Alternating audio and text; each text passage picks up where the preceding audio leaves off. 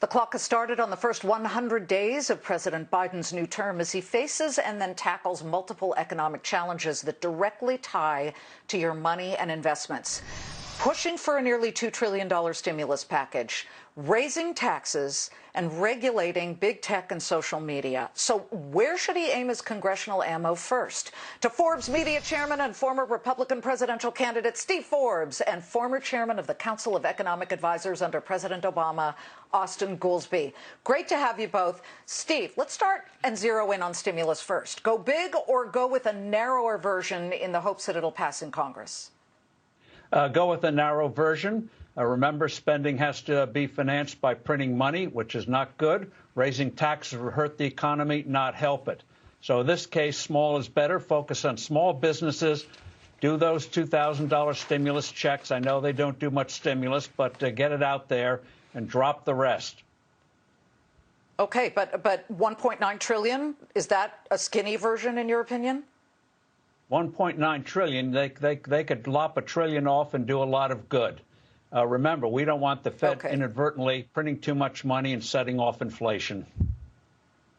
A little too late for that. I don't know, Austin. What do you think? Big or a skinny version of the stimulus package? Well, it all depends what you're calling big and what you're calling skinny. I think this is absolutely needed. Joe Biden ran on this as his platform, said, if you vote for me, here is what I am going to do. He got 81 million votes, and now he's proposing to do exactly what he said he was going to do. This is smaller than the Trump tax cut was. That had a bigger impact on the deficit. And the critics of Joe Biden's program had no problem when the deficit was going up because of the tax cuts for high-income people. So I just don't think that that argument is going to carry that much weight.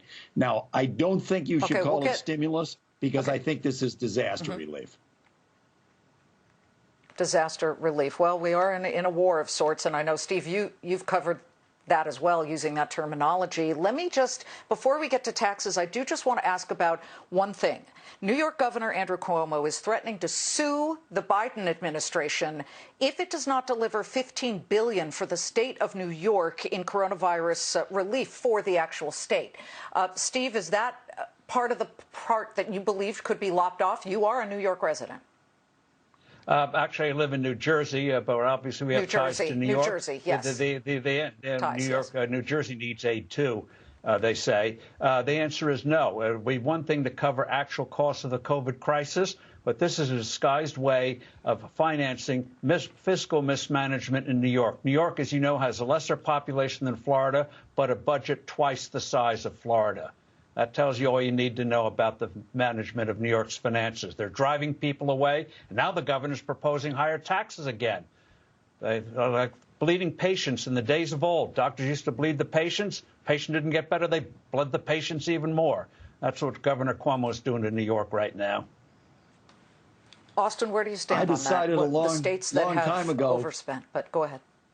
Look, I knew a long time ago, don't get between Steve and his argument with the governor of New York State. So I'm not going to get in the middle of that. I will just point out that in 50 of the states, you're seeing massive pressures. And because they have balanced budget requirements, you could easily tie the amount of assistance to something that has nothing to do with fiscal management, that's tied to population, that's tied to impact of the coronavirus.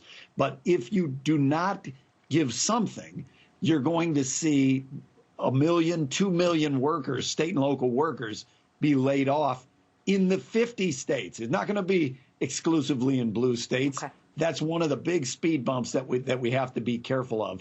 These states' problems are not the result of their own actions. They're because of a failed national strategy to fight the virus. I do want to get to tax cuts versus tax hikes. There's not a chance we're going to see a tax cut, I would imagine. But, Steve, give me your sense. You know, Biden has said that he will do a tax hike on people who make over a certain amount. I believe it's $400,000. Progressive tax hike. We got to pay for all of this, even a skinny bill, do we not? How do we do that without a tax hike? Well, a tax cut is going to actually end up hurting the economy, not helping it. It destroys capital. Raising the capital gains tax to a high of 44%, not good. Raising the corporate tax rate. We are now competitive with other countries. This would make us uncompetitive again. And raising income taxes destroys, again, we see in states like New York, why do it on a national level? So raising taxes is going to actually hurt the economy. The only way you pay for these things is when economy creates resources. And getting off of people's backs rather than putting burdens on people's backs, reducing those burdens is the way you get those resources made. Otherwise, you're going to get a rip-roaring inflation. I know nobody believes that now, but just wait when these things, when this money comes cascading into the economy. Well, I'll tell you, money came cascading out of tax revenues after the tax cut that the GOP put in. That's just a fact, Austin, and that was before the pandemic. So you tell me which part of the tax code needs to be a priority and what does he need to push to the back burner? Well, he prioritized to pay for the program that's not the disaster relief spending. That part you want to finance with deficit finance because that's disaster relief.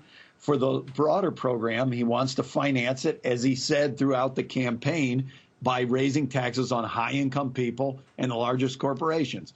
Donald Trump cut those taxes by $2 trillion, and it remains the most unpopular tax cut in the history of American polling, for the simple reason that people can see it didn't work. The argument that it was going to be a massive trickle-down was wrong. It's not true.